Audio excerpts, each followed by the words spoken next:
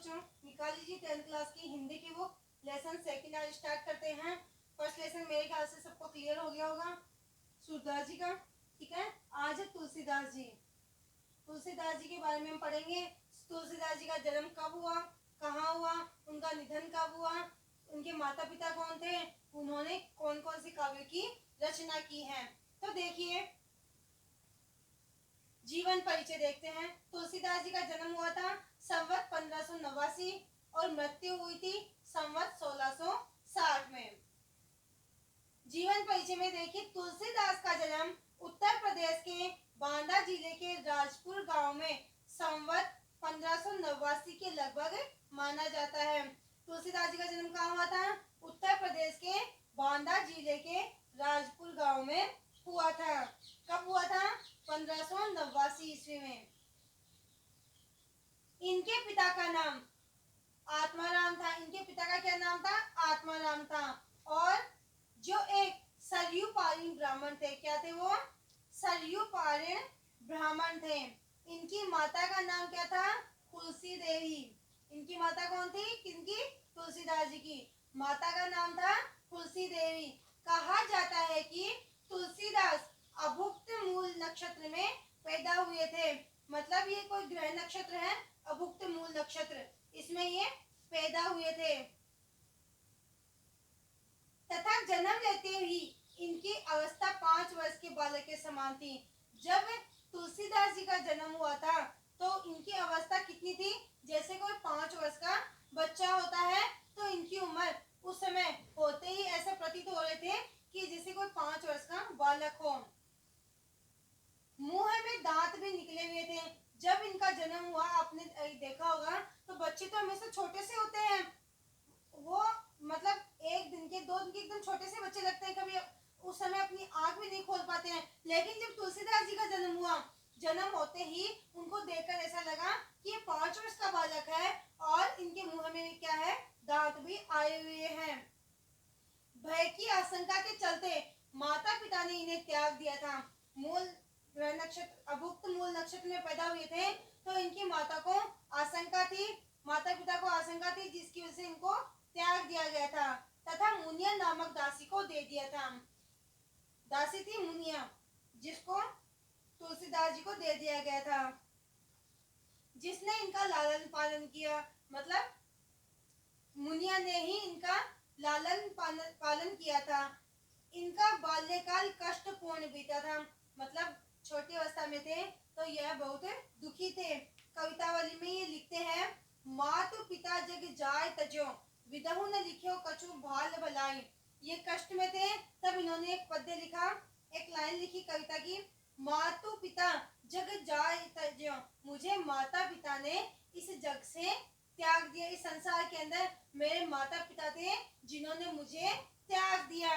विदहु न लिखो कछु भाल भलाई, क्या विधाता ने मेरे जीवन में कोई भलाई, कोई अच्छाई नहीं लिखी है। इनके गुरु का नाम था नरहरिदास। इनकी पत्नी थी रत्नावली, विदुषी थी, मतलब वह विद्वान थी, उनको भी हर तरह का ज्ञान था। तो माता पिता ने इनको त्याग दिया था, मुनिया ने इनका लालन पालन किया था और इनके गुरु का नाम था नरहरिदास। और इनकी पत्नी कौन थी? रत्नावली। वह भी बहुत बुद्धिमान थी, विद्वान थी, किंतु किसी कारणवश वैवाहिक जीवन अधिक समय तक न चल सका। इन तुलसीदास जी का जो वैवाहिक जो जीवन था वो ज्यादा समय तक नहीं चल पाया।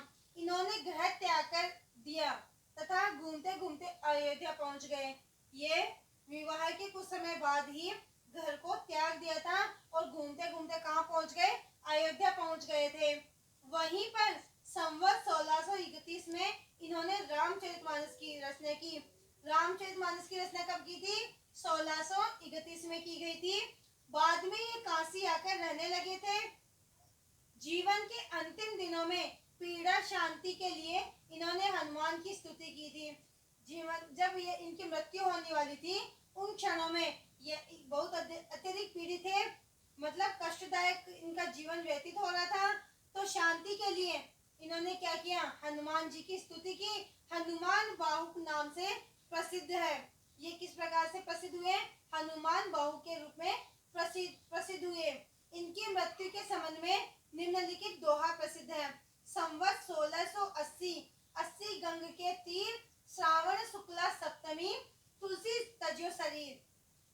इसमें लिखा गया है कि संवत 1680 में, संवत 1680 में 80 गंग के तीर, गंगा के तीर पर 1680 में गंगा के तीर पर श्रावण शुक्ल की सप्तमी को तुलसीदास जी ने अपना शरीर त्याग किया था।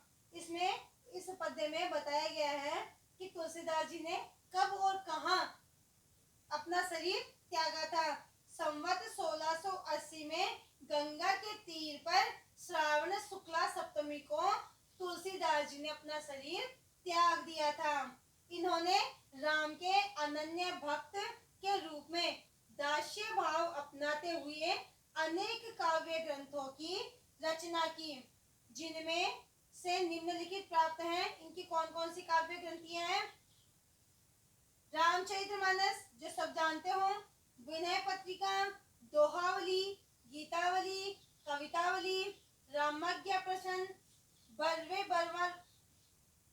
रामायण, जानकी मंगल, पार्वती मंगल, राम लल्ला नहचु, वैराग्य संदीपनी तथा श्री कृष्ण गीतावली लिखी थी। तुलसीदास आदर्शवादी कवि थे। कैसे कवि थे? आदर्शवादी कवि थे। इन्होंने आदर्श चरित्रों का सृजन कर हमें अपने दैनिक जीवन में उनके अनुकरण का संदेश दिया है। ये अवधी और ब्रज भाषा के पंडित थे। किसकी भाषा के पंडित थे ये? अवधी और ब्रज भाषा में ही इन्होंने पद्य लिखे और उन्हीं के ये ज्ञानी थे, पंडित थे। दोनों भाषाओं का शुद्ध और परिमार्जित रूप इन्होंने अपनाया था। अवधी भाषा में और ब्रज भाषा में ही इन्होंने क्या किया था? ये पद्यों की रचना की थी। पाठ परिचय देखिए इसमें। ये तो था आपका कवि परिचय। तुलसीदास जी का जन्म कब और कहाँ हुआ, कौन कौन सी इन्होंने काव्य रचनाएं की, इनके गुरु कौन थे, इनकी पत्नी कौन थी और किस प्रकार से इन्होंने घर का त्याग किया, ये सारी चीजें हमने इसके परिचय में पढ़ लिया है। अब देखिए पाठ परिचय। पाठ में अब क्या दिया गया है? लक्ष्मण परशुराम संवाद रामचरितमानस के बाल कांड से उद्धृत है। कौन से कांड से? बाल कांड से। कौन से भाग में? रामचरितमानस के बाल कांड से। धनुर्ज्ञ के पश्चात मुनि परशुराम से धनुष भंग का समाचार पाकर क्रोध में तमतमाते हुए वहां आते हैं, किंतु राम की विनयशीलता और विश्वामित्र के समझाने पर राम के शक्ति परीक्षण के बाद उनका क्रोध शांत होता है। परशुराम क्या थे? अधिक क्रोधित व्यक्ति थे। ये लक्ष्मण और राम ने मिलकर क्या किया था? जब सीता जी का विवाह किया जा रहा था तो उस समय राम जी ने क्या किया था? धनुष को तोड़ा था। वह धनुष परशुराम जी का था। जब उन्होंने वह धनुष तोड़ा तो वह अत्यधिक क्रोधित हुए और क्रोध में आकर राम और लक्ष्मण से वार्तालाप करने लगे। उन्हें कहने लगे कि तू मेरे पराक्रम को नहीं जानता है। मैंने कितने ही क्षत्रिय कुल को नष्ट किया है, कितने ही राजाओं को भूमिहीन किया है। तो इस प्रकार से ये बातें इसमें होंगी।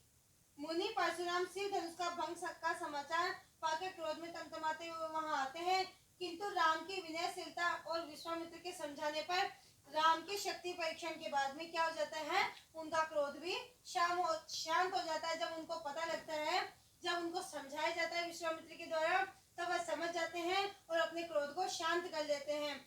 परंतु इस बीच लक्ष्मण और परशुराम के बीच व्यंग्योक्तियों से युक्त जो संवाद हुआ, उस प्रसंग को यहाँ प्रस्तुत किया गया है। परशुराम के क्रोध से भरे वचनों का उत्तर लक्ष्मण किस प्रकार से देते हैं? लक्ष्मण जहाँ विवाद वत्सल है, वहीं श्री राम नीतिज्ञ एवं सौजन्य के प्रतिमान के रूप में प्रकट होते हैं। इसके अंदर देखा जाएगा कि राम किस प्रकार से शांति पूर्वक रूप से परशुराम की सारी बातें सुनते हैं और शांति पूर्वक उनको समझाने की कोशिश करते हैं। और उधर विपरीत लक्ष्मण ये क्या करते हैं? जैसे ही वह राम के बारे में बातें बताते हैं, क्रोध से उनको खत्म करने के लिए कहते हैं, तब लक्ष्मण क्या होते हैं, क्रोधित हो जाते हैं और व्यंग्यतापूर्ण बातें करते हैं और परशुराम को कहने लगते हैं कि आप मेरे राम को नहीं जानते, मेरे भाई को आप अच्छे से नहीं जानते, क्या पता इन्होंने कितने धनुष तोड़े हैं, इस धनुष में ऐसा क्या है जो आप इतने क्रोधित हो रहे हैं। तो इसमें बताया गया जिस प्रकार राम नीतिज्ञ और सौजन्य के प्रतिमान के रूप में थे, वहीं लक्ष्मण क्या थे, एक विवाद वत्सल थे। विश्वामित्र संतुलन बिंदु है, वे चरम क्रोध की दशा में परशुराम के आवेश को प्रशमित करते हैं। विश्वामित्र क्या करते हैं, संतुलन बनाने की कोशिश करते हैं, परशुराम को समझाने की कोशिश करते हैं, उनके आवेश को, उनके क्रोध को शांत करने की कोशिश करते हैं। परशुराम का क्रोध भय से अधिक हास्य का आलम्बन बन गया है। जब वो अत्यधिक क्रोधित हो रहे थे, जब परशुराम क्रोध में आ रहे थे, तब लक्ष्मण जी उनका हास्य के रूप में व्यंग्य कर रहे थे, उनको पूरी सभा में उनकी हंसी कर रहे थे। तो इस प्रकार से इन पदों में दिया गया है कि किस प्रकार से लक्ष्मण और परशुराम के बीच में संवाद होता है, किस प्रकार राम और परशुराम के बीच में संवाद चल रहा है, वह क्यों क्रोधित होते हैं और क्या क्या व्यंग्य करते हैं, किस प्रकार की बातें होती हैं, ये सब इनके पद में दिया गया है, जो हम कल पढ़ेंगे। ठीक है, तो जो मैंने पढ़ाया है उनको अच्छे से लेसन को फिर से एक बार देखना और समझने की कोशिश करना। आपको यदि पाठ परिचय समझ में नहीं आएगा तो आपको ये लेसन भी समझ में नहीं आने वाला है। पहले आप अच्छे से पाठ परिचय को पढ़ोगे कि इसमें क्या क्या बताया गया है, तो ऑटोमेटिक जैसे आप ये पद्य पढ़ने की कोशिश करोगे आपको समझ में आ जाएगा। और साथ के साथ इसके जो शब्दार्थ है वो भी आपको याद करने हैं। पहले वो शब्दार्थ याद करोगे, उसके बाद में ये लेसन आपको समझ में आएगा। जो पीछे शब्दार्थ दिए गए हैं उनको आप याद कर लेना।